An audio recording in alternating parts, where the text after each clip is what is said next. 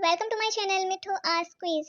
अस्सलाम वालेकुम व्यूअर्स, उम्मीद है आप सब ठीक होंगे। तो चलिए शुरू करते हैं आज का इंटरेस्टिंग सवाल जवाब का सिलसिला। इंसान के जिस्म के किस हिस्से में सोना पाया जाता है?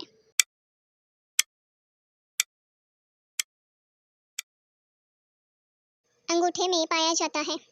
पाकिस्तान के किस शहर को शेरों का शहर कहा जाता है?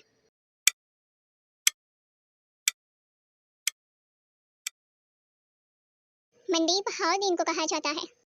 वो कौन सी चीज़ है जिसमें से जितना लेते जाओ उतना ही बढ़ता चला जाता है?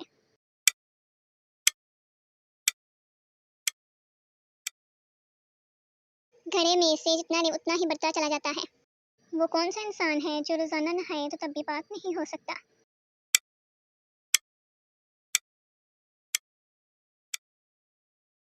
मुशरिक इंसान पाक नहीं होता। कौन सा जानवर चोट लगने पर इंसानों की तरह रोता है?